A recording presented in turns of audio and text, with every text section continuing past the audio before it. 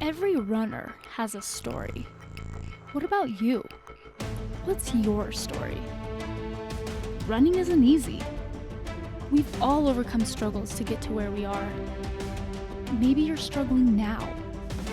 What is it that stands in your way of reaching your full potential as a runner? And are you willing to do what it takes to get there? If you're not sure, listen to this story about how this runner overcame an obstacle that seemed absolutely impossible. And remember, if they can do it, you can do it too. What are your running goals? Do you need help recovering from a running injury? Do you need help developing a training plan? Maybe you've never ran before and you just want to get started. Let us help you reach that big goal of yours. Here at Body Smart, we help runners maximize their performance and stay on the road. To learn more, ask questions, or to set up your first free appointment, go to bodysmartutah.com or call us at 801-479-4471.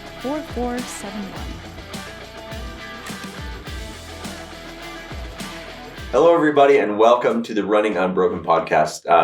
Cameron Garber here with Mark Humbert. We have a special guest, Taylor Ward, who's joining us today. We're so excited to have her in. She is a wicked fast runner that is local here. She helps out with like Weber State's track team and is just an awesome runner. So we wanted to welcome you in. So thanks so much for coming. Thank you so much for having me. I'm excited to be here. Yeah. And so we wanted to come and hear more about your story, how you became a runner, obviously some of the things that you've overcome as a runner, and kind of hear what's next. So how did you get into running? What is kind of your background story? Yeah. So when I was a young kid, I was always inspired by the Olympics, but I was very into soccer. So I had played soccer all growing up. I was part of a lot of competitive teams. And going into my freshman year of high school, they were doing conditioning practices at 6 a.m. Mm-hmm. And I would carpool with a friend's older sister who could drive because we couldn't drive yet. Yeah. And she was on the cross country team, and they would be having practices at the same time. Mm-hmm.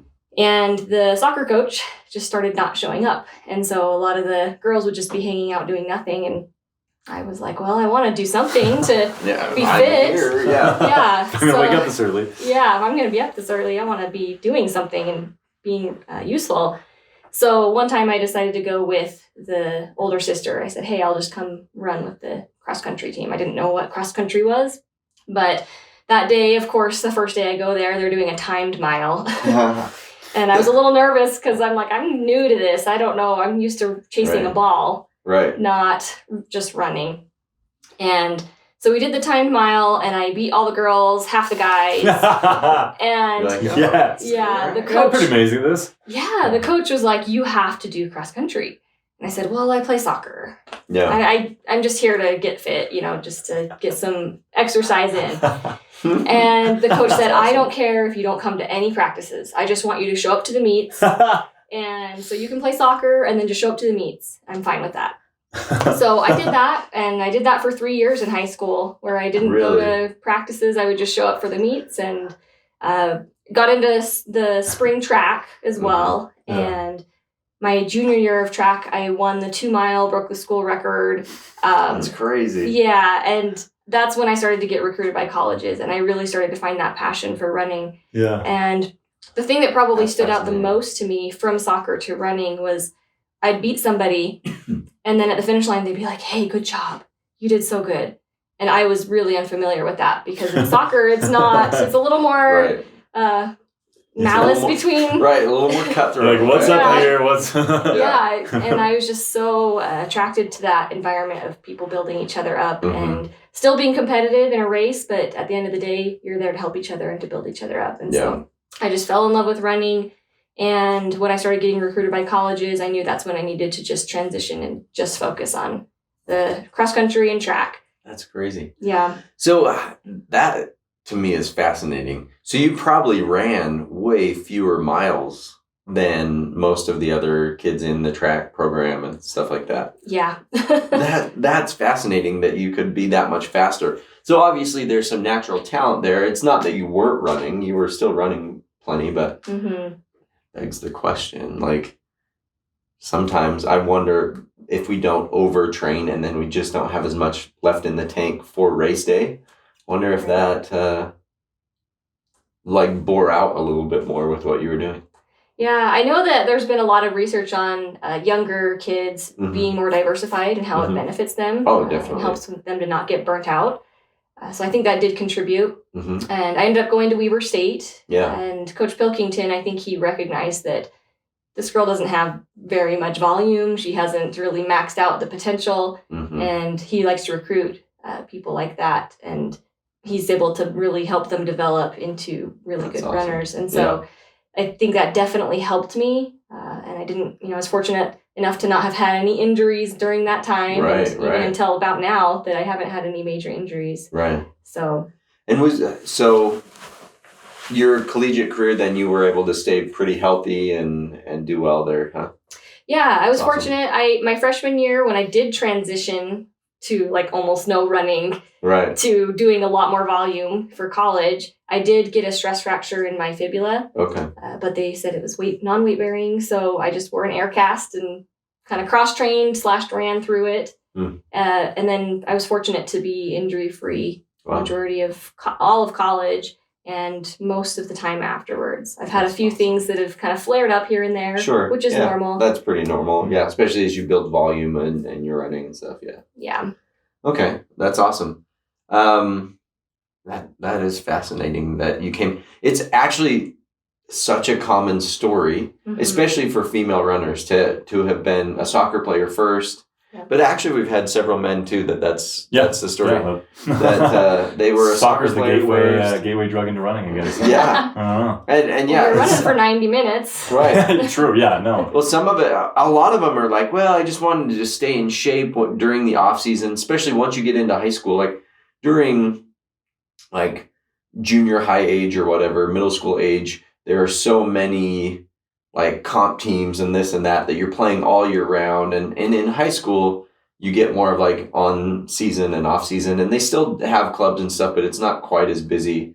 And so a lot will join the track team just to stay in shape for soccer. And then they're like, I actually kind of like this better. Yeah. Because you're being competitive with yourself more and less with other people, and you're not jockeying for your position on the team. There's no politics. It's like, I just run faster than everybody else, so I win. Yep. Right? Yeah, that's what I definitely have loved about it too, is there wasn't, like you said, the politics. Oh, yeah. Whoever is the fastest person is the winner. Yeah, and there's not much to argue about that. Right. Prove yourself out on the track, and that's it, right? Yep, you get out what you put in. Yep. So that's interesting. How did the other girls take that on your team? That you like didn't train with them and whatever, and you were beating them. Were they were still pretty supportive? They were very supportive. That's awesome. There were a lot of really great girls on the team that built me up and were really supportive, and they were just excited to have me there. And I made some really great friendships with them. And it was fun to be able to transition to fully being on the team in high school my senior year, because I really got to spend more time with them. But it was very foreign to me. I said, what do we do? I've only raced. I don't know what to do for practice. I've never done a workout. Yeah. Was that interesting to see the difference in the dynamics between the track team and a soccer team? Because the soccer team is like a little more cutthroat. Like they're your friends and everything, but they still are like, I want to be in that starting position, or I want to play your position and not, I don't want to be middle back. I want to be, everyone wants to be a striker or a forward or, Yeah. Did you notice a difference in the dynamic of the team? Yeah, I definitely did. And a lot of those girls on the soccer team, great friends that I'd been playing with for years and years and years. Yeah. The coach actually, I was shocked. She started not playing me as much, kind of as a punishment for missing one practice a week to go race. And I remember one time I did a big invitational, and there were like 300 people in the race, and I think I got 9th, and I was so excited because that's a big race, and I got 9th. My coach says, 9 out of 10. And that kind of was a turning point for me where I said, Wow. okay, this is You really can't not be supportive. supportive. Yeah, Yeah. what a contrast. Like Yeah. you guys just had an easy practice and I actually went and ran my heart out and you say that to me. So Yeah. that's when I really started to say, hey, I want to be around people that build me up, not bring me down. Yeah. Yeah, that's interesting. That's fascinating. So where did you grow up then? Was it Logan. Logan? Mhm. Okay. So not like in the Ogden area, but not too far away. So, okay, cool. Yeah. And then, now, did you meet your husband in college? I did, Okay. yes. So I went to Weber State, Mhm. and he was a transfer student from a junior college. So he came in my sophomore year at Weber State. So we met and ended up getting married my last year of college. Okay. And running has brought so many opportunities in terms of being able to get a scholarship and be able to run at the college level, all the friendships that I've made on teams and competitors. Yeah. And then also meeting my husband and all of that. Well, now it's part of your job too. And what else? You do something else at the university as well, right? I'm a full-time assistant professor. So Cool. I teach the radiologic science department. Oh, that's right. That's right. And, I couldn't remember what it was, but yeah, that's right. Yeah. That's cool. Mm-hmm. So my cousin's wife, Kelsey, you know Kelsey Larson? She's a softball player. I don't know. Anyway, we can talk about that later. Anyway, she went through the program a couple of years ago, and she loves it. She's working down in Salt Lake and stuff. So anyway. Awesome. Yeah. So it sounds like running kind of was a major gear shift, but brought a lot to your life and things like that. How do you feel like running has benefited you? You know, outside of just athletically, what types of things do you feel like it gives to your life? Yeah, it's definitely a lifestyle. It's become something that I love. And in retrospect, when I was playing soccer, I always loved the punishment practices where we would have to run, and because I would get competitive and I liked being faster than everybody. And it's something that you just crave when you really love it. And when you have that missing in your life, you realize something's missing. And so it's definitely something that on a daily basis, I just love running, just at the core. Whether I'm racing or just running, I just love it. But it's brought a lot of opportunities, as I said, for being able to run in college, to get school paid for, and friendships, meeting my husband, and more in the recent years, traveling. So I've been able to travel to a lot of really cool places throughout the country and do some really amazing races. And again, even more, I think community is probably the biggest thing that running has brought me. It's allowed me to meet so many cool people. I've had so much support from people in various capacities.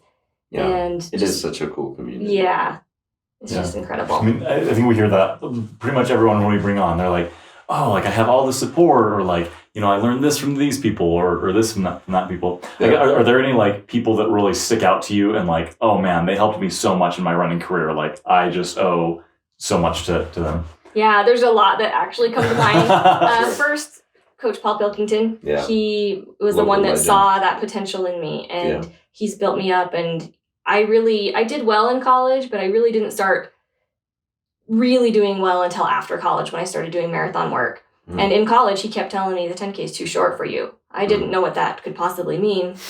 And because I thought I was a miler in my head, I was like, I just run the mile, but I was definitely better at the longer races. And he said, you know, the 10K is too short for you. And my senior year, he started talking about, hey, here's the Olympic trials qualifying times. I think you can hit this. As soon as you're done with your eligibility, let's get you training for a marathon. And so he's definitely helped me to grow as a runner and a person. And him and his wife, they still run every day. You know, they don't race or compete, but they just love running. And that's a big example to me. During college, we also had Lindsay Anderson, who was an Olympian in the steeplechase in 2008. Amazing runner. And I had the opportunity to be on the team when she was helping as an assistant coach. Oh, cool. So cool. Yeah. And so seeing her example and being able to talk to her and get to know her was really inspiring and helped me to start developing some habits that have helped me in the long term. Yeah. And then during my husband's graduate school, we actually moved out after I finished up college. We moved to Alabama.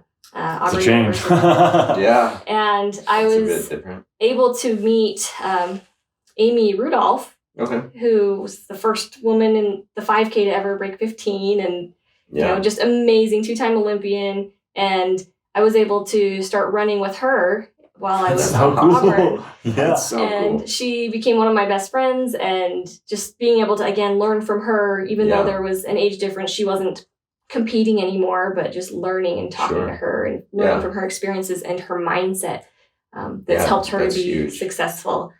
And so just seeing how supportive she was, even though we weren't on a team together, we were just, learning and Isn't that running together. Yeah, the running community is amazing that way. Yeah. Yeah. Yeah. Cool. So I'm also interested in, now that you're on the flip side, being that mentor for other runners. What's that been like for you? It's been so rewarding. I've absolutely loved. I volunteer with the track team, and my husband is an assistant coach with the track team at Weber. So I try and spend as much time with them as possible, because I just know how much of an influence it made for me having Lindsay and Amy as mentors. And so I love being able to talk to them and, share experiences, or if they're upset about something, just saying, hey, this is just a moment, and, focus on what you can control, because that's what, is going to make the difference. The things that are out of your control are just unnecessary energy being wasted. Yeah, absolutely. And it's been fun. The team this year especially has done such an incredible job. A lot of the girls are just running so well. And some of them I've been able to spend a lot more one-on-one, running time training together than others, but it's just been really inspiring to see them thrive. It makes me so happy. Like, even though I've been sidelined for a little while, some people get really upset watching other people run, but I've just really enjoyed being able to see them succeed. Probably feels good just to be around the sport, even though right now you're not able to fully participate. Mm-hmm. So let's dive into that a little bit. Explain kind of what happened and what you're kind of currently going through. I imagine you're still doing a ton of cross training and other things like that. Whatever you can do, but tell us what's up. Yeah. So last year, right after, I ran in the Olympic trials last February. Yeah. And as I was coming back from recovering, I was starting to build up my mileage, and I was on a long run, and I had just one step up that I kind of felt something in my hip and didn't really think anything of it, because that had happened before.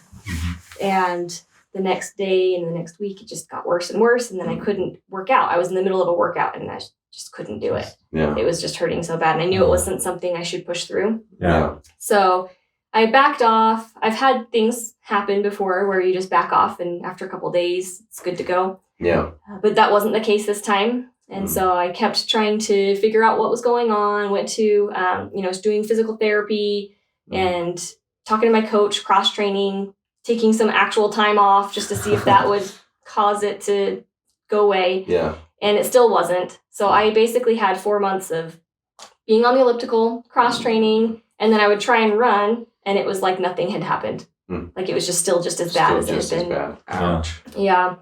So I ended up getting imaging, and being a professor in the radiologic sciences, it was actually kind of fun to let me take get a look the at this. patient's perspective. And I have all my images, so I'm using them for teaching files. That's funny. No HIPAA worries there, right? No, I've given my consent. They're being used. That's funny. So I had x-rays first, and they found that I had a cam deformity, which means that there's a little bit of an extra growth on the head of the femur. So it's not completely round.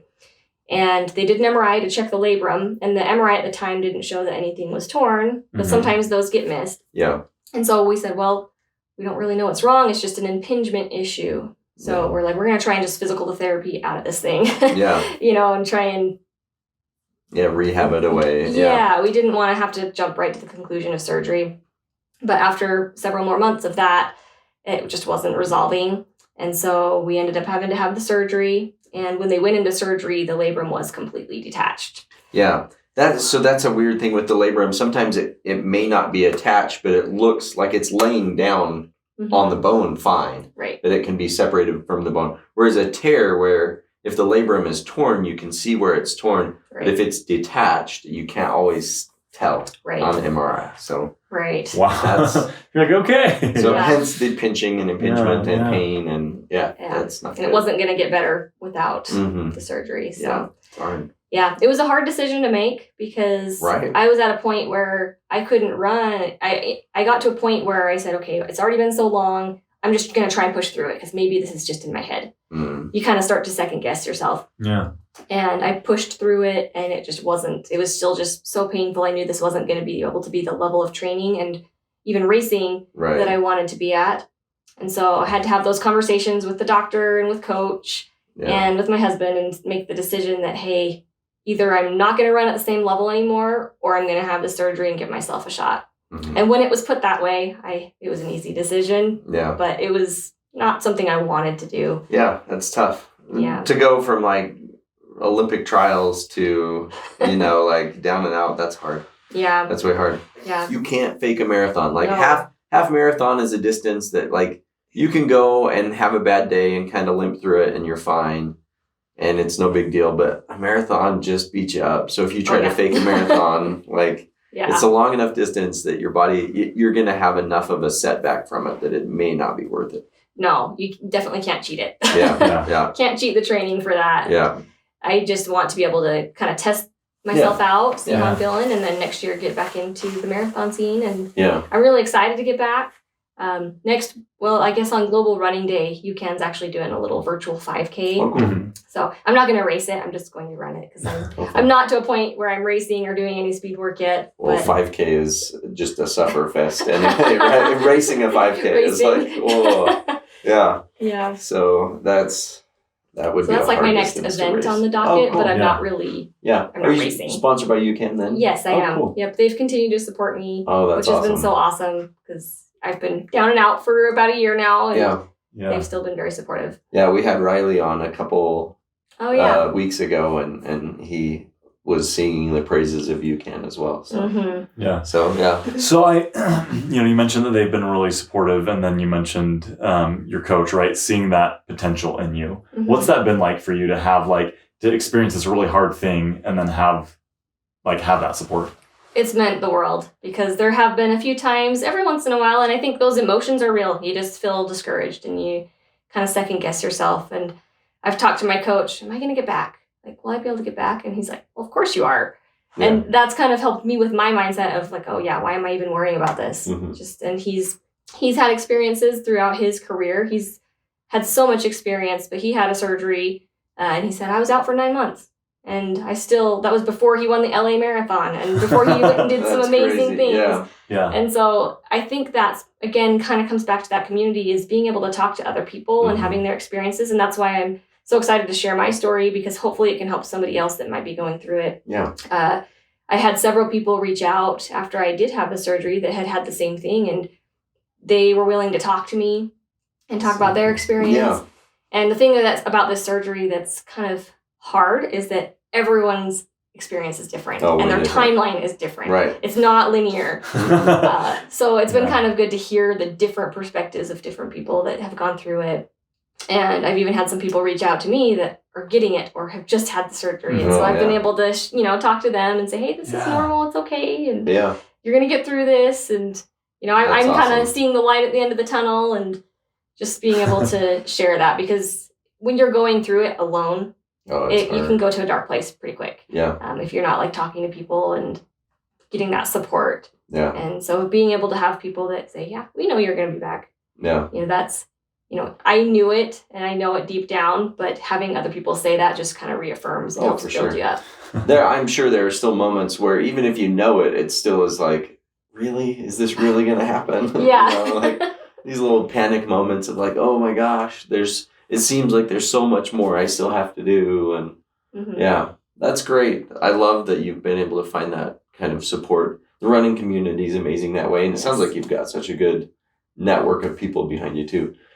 With that, so kind of on that running unbroken theme, has there been anybody that's told you to stop running or, family or friends that aren't really runners? Do you hear that kind of message or do you kind of avoid people that are that negative? I haven't ever had anyone tell me that directly. So I've been very fortunate. Good. Nobody in my family runs, but they were very supportive when I did start running and doing well. Good. And so they've been very supportive, but some things that I think of when you ask me that is when you go on like family vacations or things like that, it's just not built into their normal routines. Right. And so you have to kind of force, hey, I got to train before in the morning or after, or fit this in, or even just with, what you're eating. But that's something that's been kind of cool is even if you're not a runner, usually they know, oh, you're a runner, you got to eat healthy. So they kind of keep you accountable. Like, don't you need to go run? Don't you need to? That's awesome. I'm always blown away when people say, oh, I was on vacation, so I didn't run this week. I'm like,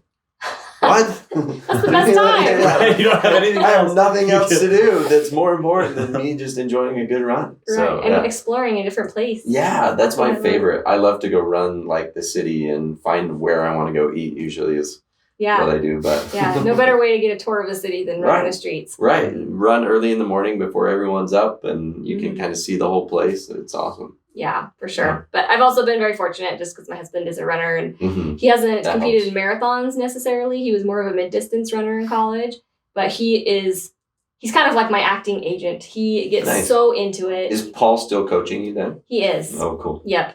And he's done a great job of, he continues to coach athletes after college if they would like. Yeah. And so we've been able to have, in the last Olympic trials, he had 4 athletes that were all at the Olympic trials. That's cool. That's so cool. All pretty much local. So it was me, Lindsay Anderson, lives in Idaho now, but not too far away. I actually had classes with her way back when. Oh, really? School. Yeah. That's awesome. Yeah. And then Sarah Sellers, who was a teammate with me in college, and she's in Tucson now. Yeah. And then Marilee Blackham, who is a local runner here. And I don't know Marilee, but I need to get to know. Yeah, she's great. She's a mom. Oh, cool. And she's 40 and she was at the Olympic trials. That's amazing. I don't know her exact age, but I think she just barely entered the master's range. So that's why I say that. Yeah. But yeah, we had 4 of us there and just super cool. He's done such a great job, at least, with the college girls, but also with marathoners. Yeah. That's great. Yeah. And he's been a great, I think because he's known me for so long, he knows what I respond well to in training and how to continue to build me up because I've gotten better. Until this year, when I had surgery, I've improved in the marathon. I've PR'd every single year. That's awesome. And so that's been something that's really rewarding and that's exciting. Awesome. Yeah. No, that is to continue to improve and to see kind of that trajectory. We're excited to see you get back at it. Thank you. Yeah. And we have every confidence that you'll be able to. So thank you. I'm excited, looking forward. Yeah, that's fun. What kind of last advice would you give? What would you say to somebody that is going through it and is kind of, you mentioned like it's easy to go to a dark place in your head. What advice would you give to people that are going through something like that? I would say focus on the things that you can control.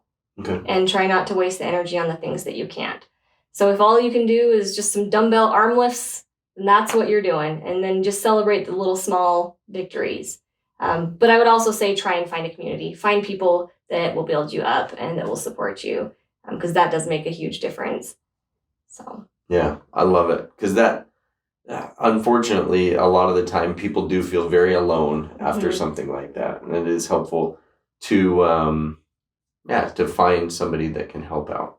Yeah, and you would be surprised, even just reaching out on social media, you'll find a lot of people that have gone through like the same injury or the same surgery or whatever it is that you're going through. There's a lot of other people that have gone through that. And whether you're listening to a podcast of someone talking about it, because I remember there was one that I had seen from Lara Thweet, talking about her, years of injury and how she pulled through. And I'd referred some athletes that I knew that were going through injuries to that. And that's cool. And just being able to kind of connect, whether it's directly or indirectly, with people that have experienced similar things and how they turn their mindset to keep it positive and to focus on, the cross training or whatever they could do until their body healed and allowed them to do more. That's awesome. Yeah. It was interesting. So I was having this conversation with Melody earlier. And I know they did a study on this recently, but comparing physical readiness to return to sport versus psychological readiness to return to sport. And there's not necessarily a good correlation between the two. So it sounds like having that mindset shift has been really powerful for you and being able to recover, not just from this, but kind of throughout a lifetime of running and the things that you've been doing. Yeah, absolutely. I think there's definitely a difference. And running, especially distance running, is such a psychological sport. Oh, yeah. You have to have a strong mentality and focusing on the positives. Whether you're injured or if you're in the middle of a race and it's hurting, there's going to be times when you just have to push through and your mind is incredibly strong compared to the body. Well, and that's, I think, especially marathon distance, I don't think anybody makes it through a marathon without hurting at some point in time, right? Something is going to be like you're feeling this or that or the other, right? At some point in time. And so there's definitely that mental aspect of like, is this really injury? Is this really, or does it just hurt because I'm pushing myself and can I keep going? And it's a mental game for sure. Yeah. And it's definitely a balance, especially when you're trying to improve, because you're always playing with that line of injury. You're trying to push yourself, but not go over that line where you do push yourself to injury. Right. I think that comes down to really knowing your individual body and what it can handle and being smart about progressing over time. You don't want to just jump to 100 miles a week without having built up slowly over several years to that. Right. Yeah. That's exactly, we see that sometimes where people get all gung-ho and because it's going well, they feel like I can continue to progress, and sometimes that backfires big time. So being smart about it is super important. Well, so if somebody wanted to follow you and follow your journey and your recovery and getting back at it and the next Olympic trials and all that fun stuff, how would somebody follow you? Yeah, my Instagram is SpeedyTay23. Okay. And that's my handle. I believe my Twitter, I don't really use Twitter, but I don't either. I have one, but about the same. Right. But yeah, Instagram's definitely the best way to follow me. SpeedyTay23. Yep. Okay. Yep. So look her up on Instagram. Fun to follow and see kind of what you're up to, and we're excited to see more training and race photos on there as you get back at it. Yes, thank you so much. Yeah, it's so fun to have you on and to hear more about your story, and we're excited to see what you do in the future, even ahead of where you were before. So absolutely. Awesome. Thank you. Yep. Okay, we'll see you on the next episode with Running Unbroken. Thanks for joining us today. Make sure to like, follow, and subscribe and all those good things so you can catch our next episodes. And definitely share this with a friend. If you have somebody that has just had surgery or is going through some running injuries, definitely give them some hope by sharing this with them. Thanks. We'll see you on the next one. Thanks for listening to Running Unbroken. Don't forget to follow us on Facebook and Instagram. And reach out if you or someone you know has a story to share.